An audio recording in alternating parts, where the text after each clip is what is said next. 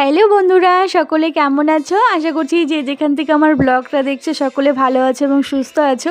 আমরাও খুব ভালো আছি। বারটা হলো শনিবার, আজকে তারিখটা হলো মে মাসের আজকে 16 তারিখ। ওঠার পর সিঁড়ির সামনে গিয়ে দেখি একটাও জুতো নেই, এদিকে ওদিক ছড়িয়ে ছিটিয়ে আছে।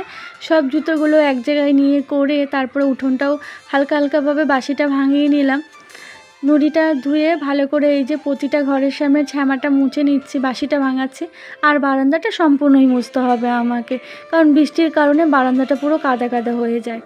আর জুতোটা খুলে নিলাম, কারণ এদিকটা একটু পিছলে হয়ে গেলে দরজা খুলতেই যেমন জুতো খুঁজে পাচ্ছিলাম না, তেমন উঠোনে জল দেখেও তো আমি ভীষণ খুশি হয়েছিলাম।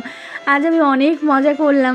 আমাকে যদি এরকমটা করতে দেখতো আমার ছেলে আর মেয়ে, তাহলে আর দেখতে হতো না, ওরাও দৌড়ে চলে আসতো কিন্তু। আর ওরাও জল ভীষণ পছন্দ করে।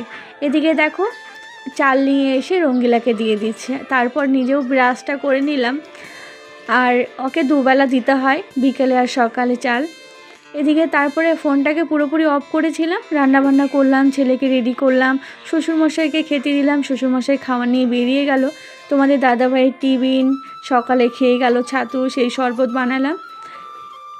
এত জল জমেছিল ফুলে যে ওরা ঠিকঠাক মাথাটাও সোজা করতে পারছিল না, পুরো একদম হেলে পড়েছিল সবগুলো ফুলই।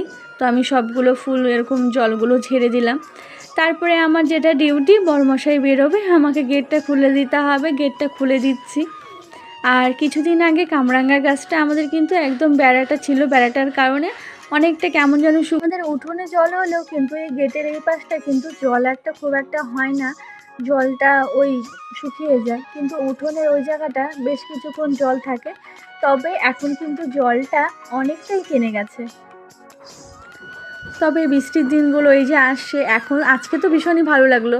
যখন জলটা বেশি জমে থাকে তখন আর ভালো লাগে না। দেখো এর মধ্যে আবার ছেলের গাড়িটাও চলে আসলো। আজকে শনিবার, আজকে গাড়িটা ফাঁকা ফাঁকাই অনেকটা আছে। ছেলেও যেতে চাইছিল না, আমি বলছিলাম না আজকে যাও। মেয়েকে বিস্কুট দিয়ে আমি ওইদিকে কাজ শুরু করে দিলাম। আর দুপুরবেলা জানো তো সাপ বেরিয়েছে ওদিকে, ওই যে মুরগির খাঁচার ওখানে দাদা সাপ ঢুকে বসেছিল। আর বারান্দায় ওদিকে সকালে একটা ছোট্ট একটা গেন্টি সাপের বাচ্চা তো ওখানে ছিল। মানে আজকে সকাল থেকে সাপই দেখে যাচ্ছে।